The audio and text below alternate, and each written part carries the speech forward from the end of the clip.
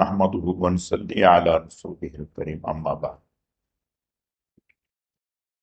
أعوذ بالله من الشيطان الرجيم بسم الله الرحمن الرحيم ومن أصدق من الله قيلا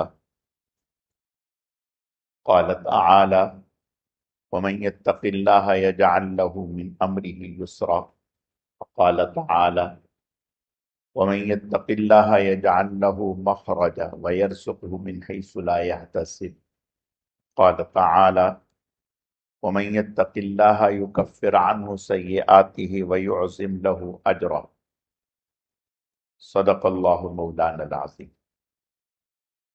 میرے عزیزو دوستو، اللہ رب العزت کا بے حد کرم ہے، احسان ہے کہ اللہ پاک نے ہمیں دین سیکھنے، سمجھنے اور عمل کے جذبے سے جمع فرمایا ہے۔ اللہ تعالی ہم سب کے آنے کو، جمع ہونے کو، مل بیٹھنے کو اپنی بارگاہ میں اعلیٰ درجے میں قبول فرمائے، کمی کوتاہیوں کو معاف فرمائے۔ آپ اس طرف آ جائیں۔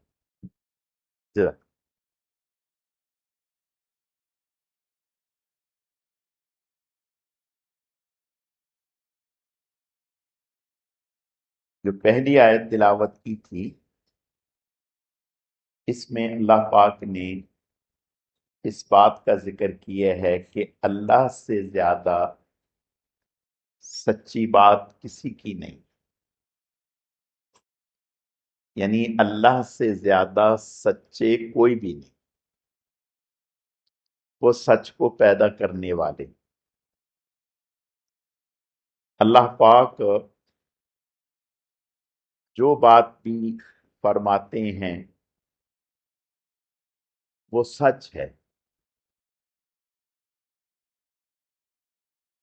ہم انسانوں کی بات پر یقین کرتے ہیں،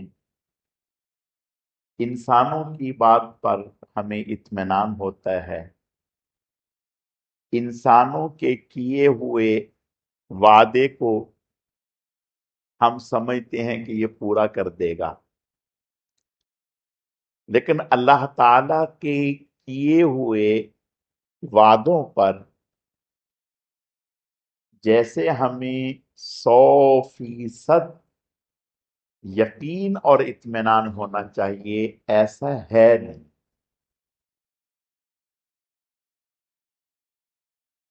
اگر ہمیں ایسا ہوتا تو ہم کبھی بھی اس کے خلاف نہ کرتے۔ مثلا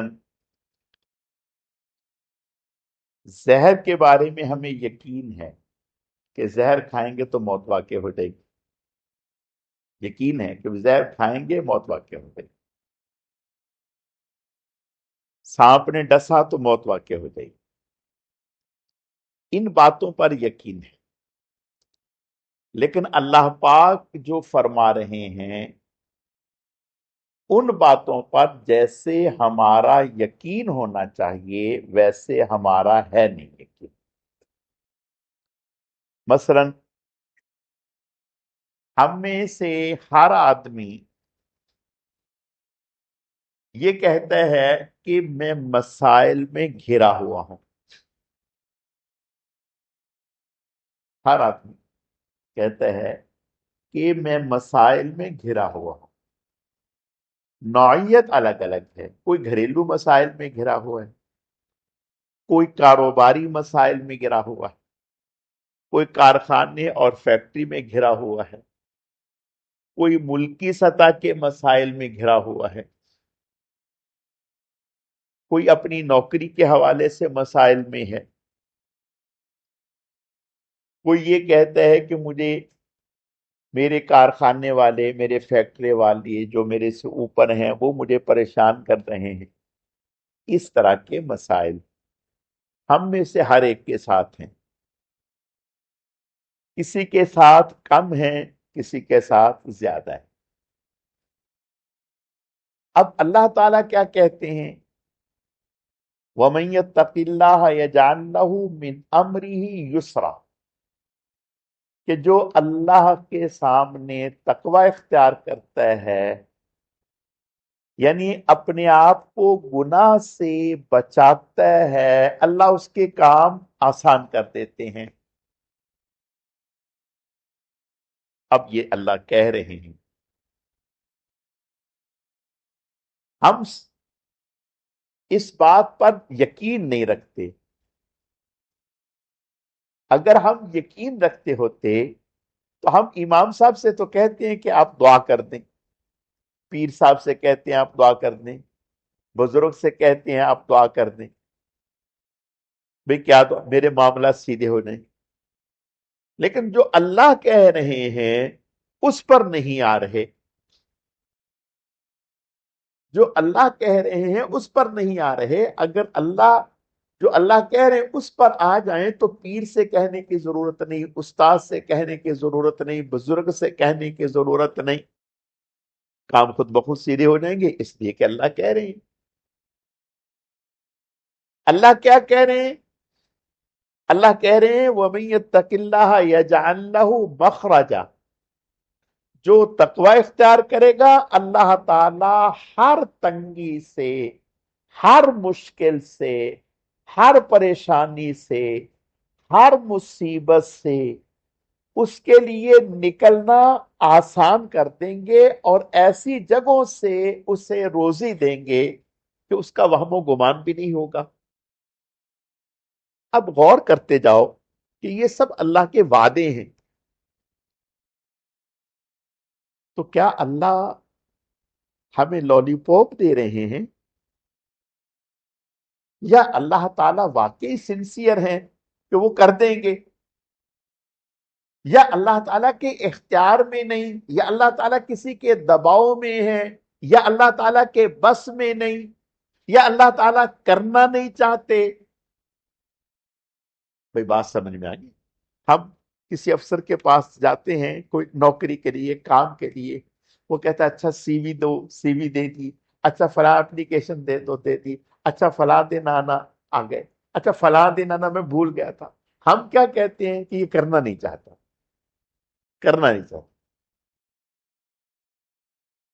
یعنی دو ہی راستے ہیں، کرنا نہیں چاہتا، یا پیسے چاہتا ہے، یا سفارش چاہتا ہے۔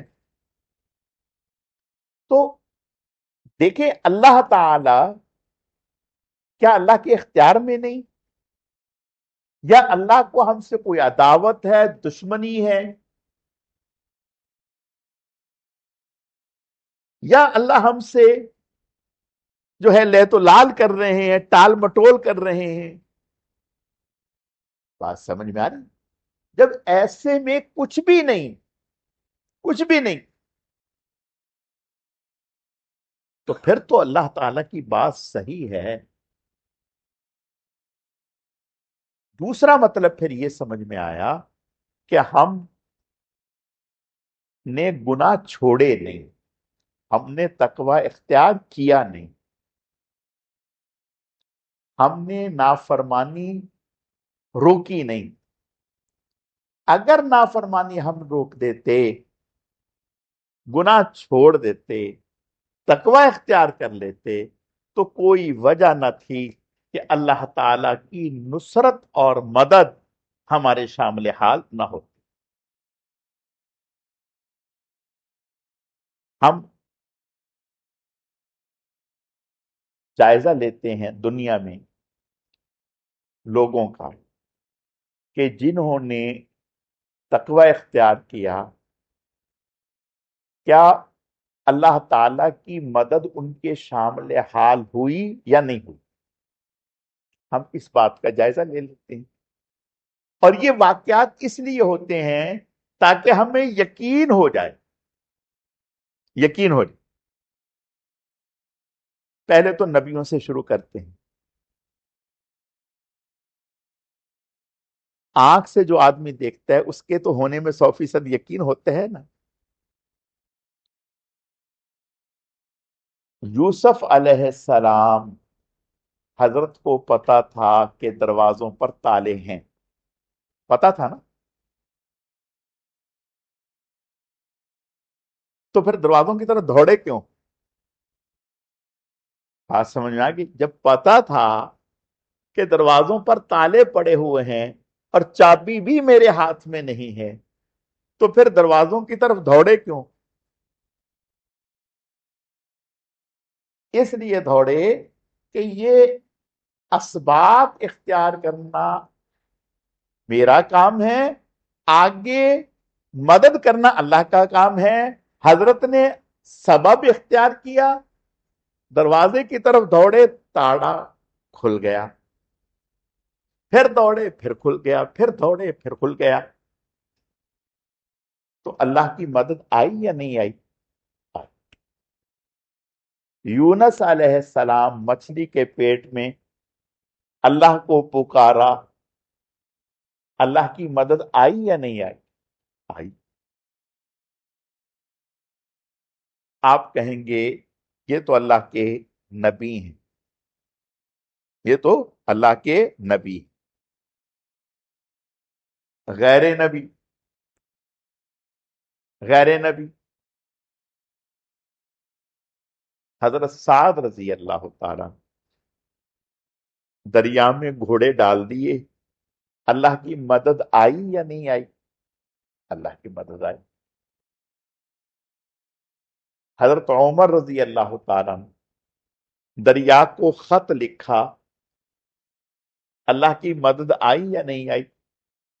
آئی۔ سیدنا صدیق اکبر رضی اللہ تعالیٰ مشہور ہیں کہ سچے ہیں۔ صدیق اکبر راستے میں ہیں، سوال کرنے والے نے سوال کیا، پوچھا کہ آپ کے ساتھ کون ہے؟ آپ کے ساتھ کون ہے؟ اب اگر یہ کہتے ہیں کہ یہ اللہ کے نبی محمد الرسول اللہ ہیں تو آپ کی جان خطرے میں ہے، اور اگر نہیں بتاتے، غلط بتاتے ہیں تو جھوٹ ہوتا ہے۔ اللہ کی طرف متوجہ ہوئے کہ یا اللہ پاک اس موقع پر میری رہنمائی کر کہ جھوٹ سے بھی بچ جاؤں اور اللہ کے نبی کی جان بھی بچ جائے۔ تو فوراً اللہ کی طرف سے دل میں یہ بات ڈالی گئی کہ حضرت نے فرمایا ھذا رجل یہدینی الی السبیل، یہی وہ شخص ہے جو میری راستے کی رہنمائی کرتا ہے۔ کافر نے سمجھا کہ یہ جو مکہ سے مدینہ جا رہے ہیں یہ راستہ دکھا رہے ہیں، صدیق اکبر کے ذہن میں تھا کہ یہ آخرت کی رہنمائی کر رہے ہیں۔ بات سمجھ میں آ گئی؟ آپ کہیں گے یہ تو صدیق اکبر تھے، کوئی اور مثال دے دیں۔ مولانا قاسم نانوتوی رحمت اللہ علیہ، پولیس نے ان کے وارنٹ گرفتاری جاری کیے ہوئے ہیں، پکڑنے کے لیے مسجد میں آئے، مسجد میں خود ہی تھے اور کوئی نہیں تھا۔ اب جب مسجد میں تھے تو لنگی بندھی ہوئی تھی اور بنیان پہنی ہوئی تھی، نہ کرتا پہنا ہوا تھا، نہ سر پہ ٹوپی، نہ کوئی امامہ، نہ کوئی دستار، نہ کوئی جبہ۔ تو انہوں نے ان سے پوچھا کہ مولانا قاسم نانوتوی کون ہے، کہاں ہے؟ اچھا، ان کے ذہن میں تھا کہ یہ کوئی خادم وادم ہوگا، مسجد کی صفائی جھاڑو کرنے والا، انہی سے پوچھ لیا۔ تو یہ اب اگر بتاتے ہیں کہ میں قاسم نانوتوی ہوں تو مارے جائیں گے، پھنس جائیں گے۔ اب کیا کریں؟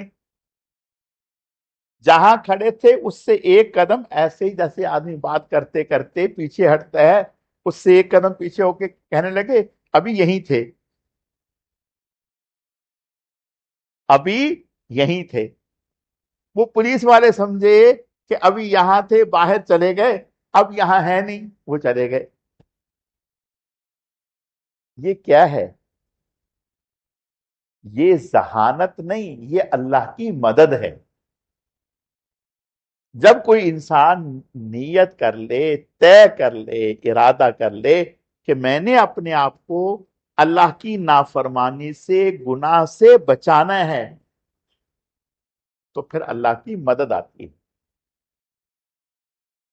حدیث شریف میں واقعہ موجود ہے، 3 شخص غار میں بارش سے بچنے کے لیے غار میں چلے گئے۔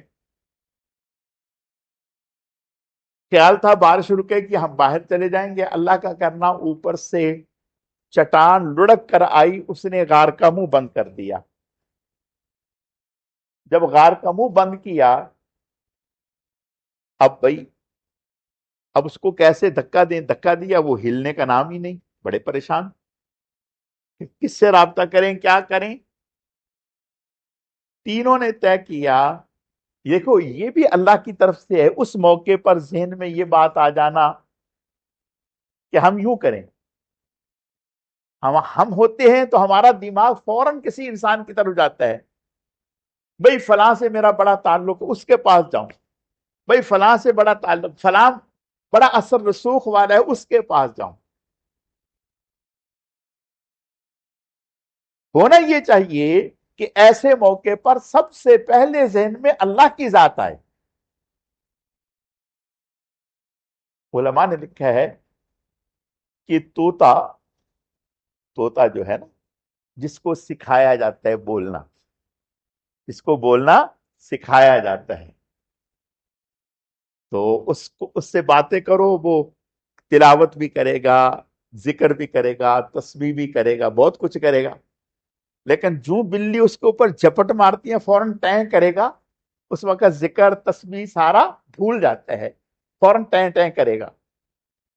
کیا مطلب؟ مطلب یہ ہے کہ جو اصل تھا وہ زبان پر آ گیا، جو سیکھا سکھایا تھا وہ ختم ہو گیا۔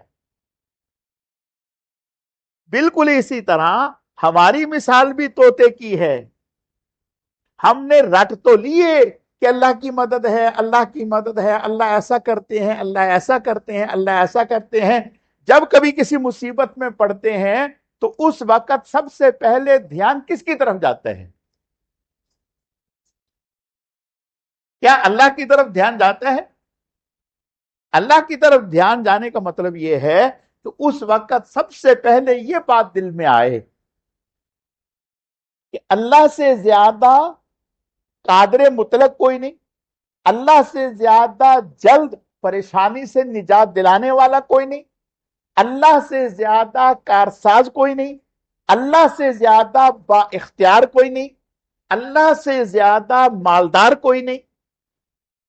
جب ساری چیزیں اللہ کے پاس ہیں، جس کے پاس میں بھاگ رہا ہوں وہ تو محدود ہے، وہ تو محدود ہے۔ تو ایسے میں کاش کہ اس کا دل، اس کی طبیعت اللہ کی طرف ہوتی، یعنی فوراً دل میں یہ دھیان آتا کہ اللہ ہی مجھے اس سے نجات دیں گے، اور وہ اس کے لیے وضو کرتا اور وضو کر کے 2 رکعت نماز نفل پڑھتا اور کہتا کہ یا اللہ پاک، ہم تو یہ دیکھتے ہیں اگر بچے کو کوئی مار دے تو وہ ماں کے پاس آتا ہے، بچے کو مار دے وہ ماں کے پاس آتا ہے، ماسی کے پاس نہیں جاتا، آیا کے پاس نہیں جاتا، کسی اور کے پاس، بھائی کے پاس نہیں جاتا، وہ ماں کے پاس آتا ہے۔ وہ سمجھتا ہے کہ میرے سارے دکھوں کا مداوع میری ماں کر سکتی ہے۔ یا اللہ پاک، جیسے بچہ کسی بھی پریشانی میں وہ ماں کے پاس آتا ہے، میرے لیے سب کچھ آپ ہے، میں آپ کے پاس آ گیا، میرے لیے سب کچھ آپ ہے، میں آپ کے پاس آ گیا۔ ایسا کرتا، جب ایسا کرتا تو اللہ کی مدد اس کے شامل حال ہوتی، اللہ کی نصرت اس کے شامل حال۔ اس کا مطلب یہ ہے کہ اللہ کے تذکرے یا اللہ کی باتیں اوپر اوپر ہیں، اندر میں نہیں ہیں، اندر میں نہیں ہیں۔ کوئی بھی پریشانی ہو، کہے گا پیسے ہیں، کوئی مشکل نہیں، میں کر لوں گا، میں یہ کر لوں گا، کوئی مسئلہ ہے، ہاں فلاں دوست ہے نا وہ کر لیں گے، فوراً دھیان اللہ کی طرف جاتا۔ اس کا مطلب ہے کہ جب اللہ کی طرف دھیان جاتا تو پتا چلا کہ اللہ سے تعلق مضبوط ہے، اور اگر اللہ کی طرف دھیان نہیں جا رہا تو اس کا مطلب ہے اللہ کی طرف نہیں، کوئی اور ہے۔ حضرت زبیر بن عوام رضی اللہ تعالیٰ انتقال سے پہلے اپنے بچے سے کہا کہ میرے ذمہ اتنا قرض ہے، لوگوں کا میں نے دینا ہے، اور یہ میرے اثاثہ جات ہیں، یہ بیچ کر میرا قرض ادا کر دینا، اور اگر پھر بھی میرا قرض بچ جائے تو پھر ایک ذات ہے جس سے میں نے مواخات قائم کر لی تھی۔ عرب میں یہ اس بات کا رواج تھا، مواخات قائم کرنے کا۔ مواخات قائم کرنے کا مطلب یہ ہوتا تھا کہ کسی آدمی نے کسی سے کہا کہ یار ہم دونوں آپس میں پارٹنرشپ کر لیتے ہیں اس بات پر کہ زندگی میں تمہارے اوپر کبھی کوئی مصیبت آئی تو میری جان اور میرا مال تیرے لیے حاضر، تیرے اوپر کوئی مصیبت، میرے اوپر کوئی مصیبت آئی تو تیری جان اور مال میرے لیے ہوگا۔ یعنی ہم آپس میں ایک دوسرے کا اچھے اور برے وقت کے ساتھی بن گئے، اور وہ لوگ اس کو نبھاتے بھی تھے، وہ لوگ اس چیز کو نبھاتے تھے، اگر آپس میں ایسا کو کرتے تھے تو نبھاتے تھے۔ آج تو 10 دفعہ کہتے ہیں اور 10 دفعہ توڑتے ہیں۔ تو خیر انہوں نے کہا کہ بھئی، بیٹے سے کہا کہ اگر کبھی کوئی مشکل پیش آئے تو ایک ذات ہے جس سے میں نے مواخات قائم کر رکھی ہے، اس کے پاس جانا اور جا کر کے کہنا کہ ابا کا قرض اتنا باقی ہے، اس کے لیے کچھ کریں تو تمہارا مسئلہ حل ہو جائے۔ بیٹا خوش ہوا اور پوچھا ابا جان سے کہ وہ کون ہے؟ کہنے لگے وہ اللہ ہیں، وہ اللہ ہیں۔ تو آج کا زمانہ ہوتا تو بیٹا کہتا ابا نے مروا دیا، میں تو بڑا دل میں خوش ہوا تھا کہ کسی بڑے کا ابا نام بتائیں گے اللہ۔ اس کا مطلب یہ ہے کہ اب کام نہیں ہونا۔ آج کا زمانہ ہوتا، اللہ معاف فرمائے، تو ہم یہی کہتے، آج اگر کسی کو کوئی چیز نہ دینی ہوگی نا تو کہتے ہیں ہاں بھائی، کہتے ہیں انشاءاللہ ہو جائے گا۔ یعنی جو کام نہ کرنا ہو تو کہتے ہیں انشاءاللہ ہو جائے گا، انشاءاللہ ہو جائے گا۔ جو نہ کرنا ہو، جو کرنا کہتے ہیں ہاں ہاں بالکل کروں گا، کروں گا، اور جو نہیں کرنا انشاءاللہ ہو جائے گا۔ وہ بھی سمجھ جاتا ہے کہ اب نہیں ہونا۔ یہ ہمارا مزاج، اللہ ہماری حفاظت فرمائے۔ تو وہ بیٹا کہتے ہیں کہ اس کے بعد جب بھی کوئی مشکل آئی تو میں نے کہا اے زبیر کے مولا، اے زبیر کے مولا اس مشکل سے نکال دے، فوراً اللہ مجھے اس مشکل سے نکال دیتے۔ کیسا اللہ سے تعلق بنا ہے؟ ابا نہیں ہے، ابا کے بعد بھی یہ تعلق چل رہا ہے، ورنہ عموماً ابا کا تعلق ابا کے زمانے تک چلتا ہے، بعد میں نہیں۔ لیکن یہاں ابا کا بنایا ہوا تعلق اولاد کے بھی کام آ رہا ہے۔ بیٹا کہتا ہے، حدیث کے الفاظ ہیں کہ زندگی میں جب بھی کہیں بھی کسی مصیبت میں پھنسے فوراً کہتے کہ اے زبیر کے مولا اس پریشانی سے نجات دے، اس پریشانی سے نجات مل جائے۔ تو میرے عزیزو، میں عرض یہ کرنا چاہتا ہوں کہ اللہ کہہ رہے ہیں کہ جو آدمی گناہ سے بچتا ہے سچے دل سے، یعنی 100% ہر طرح کے گناہ سے، انفرادی بھی اجتماعی بھی، گناہ سے بچتا ہے اور اپنے آپ کو بچانے کی کوشش کرتا ہے، تو پھر اللہ تعالیٰ کے وعدے ہیں، ایک تو اللہ اس کے لیے آسانی پیدا کر دیں، اور دوسرا اللہ تعالیٰ مصیبتوں سے نکال دیں گے، تیسرا اللہ تعالیٰ ایسی جگہوں سے روزی دیں گے کہ اس نے کبھی سوچا بھی نہیں ہوگا، سوچا بھی نہیں ہوگا۔ اور چوتھی چیز، پانچویں چیز، اللہ تعالیٰ یکفر عنہ سیئاتہ ویعظم لہ اجرا، اس کے گناہ معاف فرما دیں گے اور بہت بڑے اجر و ثواب سے نواز دیں گے، بہت بڑے اجر و ثواب سے۔ لیکن کب؟ جب ہم تقوی اختیار کریں، اللہ تعالیٰ کی نافرمانی سے اپنے آپ کو بچائیں گے۔ اور اللہ کی نافرمانی سے اپنے آپ کو بچانا مشکل نہیں ہے، سکون میں انسان آتا ہے، عافیت والی زندگی اللہ نصیب فرما دیتے ہیں۔ یعنی جو آدمی اللہ کی نافرمانی سے بچ کر زندگی گزارتا ہے، اگر دنیا میں اس سے پوچھ کے دیکھا جائے کہ سب سے زیادہ آرام میں کون ہے، تو وہ کہے گا کہ شاید بادشاہ سے بھی زیادہ میں آرام میں، بادشاہ سے بھی زیادہ میں آرام میں۔ اور جو اللہ تعالیٰ کی نافرمانی میں مبتلا رہتا ہے، تو وہ بادشاہت پر بھی ہو اور پوچھ کے دیکھا جائے ہاں بھی تم تو بادشاہ ہو، وہ کہے تمہیں کیا پتا، میں تو ایسا ہوں جیسے سولی پر لٹک رہا ہوں، ہر دن ٹینشن کہ آج جو ہے اگر پلڑا دوسری طرف کا بھاری ہو گیا تو ہماری وزارت گئی، 10 قسم کے مسائل۔ تو میرے عزیزو، اللہ سے سچا کوئی نہیں، اللہ سے پکا کوئی نہیں، اور اللہ سے زیادہ عطا کرنے والا کوئی نہیں، اللہ سے زیادہ محبت کرنے والا کوئی نہیں، اللہ سے زیادہ نوازنے والا کوئی نہیں، اور اللہ سے زیادہ ایفائے عہد کرنے والا کوئی نہیں، یعنی وعدے کو پورا کرنے کا شرط یہ ہے کہ ہم اپنا وعدہ پورا کریں۔ اور پھر گناہ، اللہ کی نافرمانی، اللہ تعالی ہماری حفاظت فرمائے۔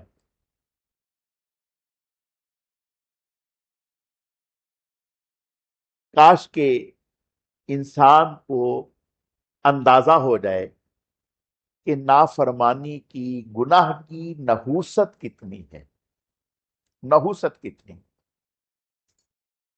اگر اس بات کا اندازہ ہو جائے تو آدمی کچھ بھی ہو اللہ کی نافرمانی نہیں کرتا، اللہ کی نافرمانی نہیں کرتا۔ تو میرے عزیزو، آپ صلی اللہ علیہ وسلم نے ایک مرتبہ صحابہ اکرام سے فرمایا کہ تمہیں بتاؤں تمہارا سب سے بڑا مسئلہ کیا ہے، تمہاری سب سے بڑی بیماری کیا ہے؟ صحابی فرمانے لگے یا رسول اللہ جی۔ آپ نے فرمایا گناہ تمہاری سب سے بڑی بیماری ہے، گناہ تمہاری سب سے بڑی بیماری ہے، گناہ سے اپنے آپ کو بچو۔ آج ہم اپنے اکابر کے بارے میں سوچتے ہیں نا، انہوں نے یہ کیا تو یہ ہو گیا، انہوں نے یہ کیا تو یہ، ایسے نہیں ہے، ایسے نہیں۔